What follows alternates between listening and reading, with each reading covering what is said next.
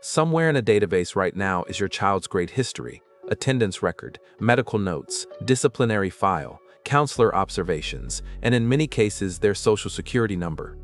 All of it. Since kindergarten. In December 2024, hackers accessed that database for 62 million students and 17 million teachers across 6,500 school districts in the United States and Canada. The company that held it paid to make the hackers go away. The hackers may have kept the data anyway. PowerSchool is the dominant student information system in North American K-12 education. If your child has attended a public school in the past decade, there is a reasonable probability their records live on PowerSchool's servers. The platform stores everything schools are required to track: grades, attendance, test scores, free and reduced lunch status, which signals household income, health conditions, medications administered at school, psychological evaluations, and in many cases, social security numbers collected during enrollment. PowerSchool is owned by Bain Capital, the private equity firm. It serves 55 million students globally. The company's revenue depends on its position as the infrastructure layer of American public education. Schools do not have practical alternatives once they are embedded in its platform. Student records going back years, integrated with payroll systems, parent communication tools, and state reporting requirements, make migration prohibitively difficult. This lock-in means PowerSchool's security posture directly determines the security of student data for most of the country. The attackers gained access through PowerSchool's customer support portal, a tool used by technical staff to access school databases for troubleshooting. The credentials used to log in were not protected by multi-factor authentication. Once inside the support portal, the attackers used a maintenance tool to export database tables directly. They did not need to exploit a complex vulnerability. They logged in with valid credentials and used the platform's own data export functionality to take everything. The breach occurred in December 2024. PowerSchool did not publicly disclose it until January 2025, after some affected school districts had already discovered unusual activity in their own systems. The company notified districts individually and asked them not to make public statements while it managed the disclosure. Several districts complied, others did not.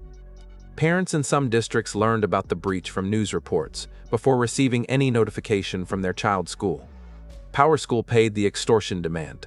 The company confirmed payment to a cybersecurity firm it retained to handle the negotiations. The amount was not disclosed publicly. The hackers provided a video purportedly showing the data being deleted. Cybersecurity experts noted immediately that such videos prove nothing. Data can be copied before deletion, shared with other parties, or stored in locations the extortionists did not show. By the summer of 2025, some school districts reported receiving separate extortion demands from a different actor claiming to still have the data. The nature of the data stolen creates specific, long-term risks. Medical records and psychological evaluations are sensitive in ways that credit card numbers are not.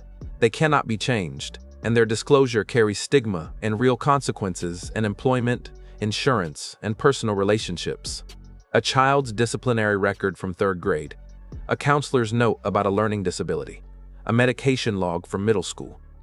This information, if it surfaces years later, can affect college admissions, job background checks, and security clearance applications. The breach also exposed the specific vulnerability of children as data breach victims.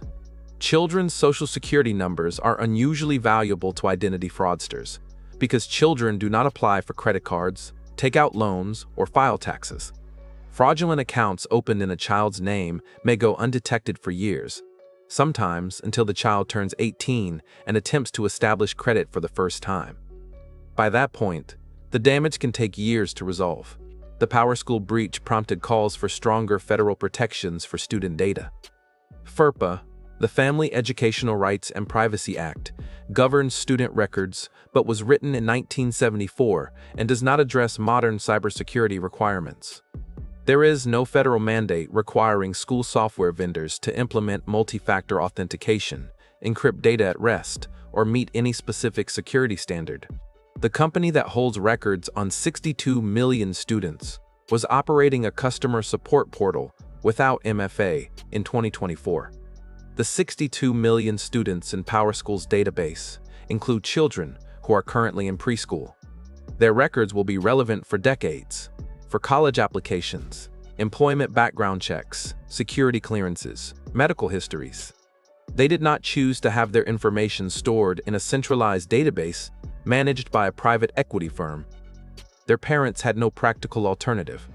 The data exists because the system requires it. The system's security was the responsibility of a company that chose not to implement multi-factor authentication on the door to all of it. That door was unlocked. Someone walked through. Stolen children's records feed the same underground economy that profiles all of us.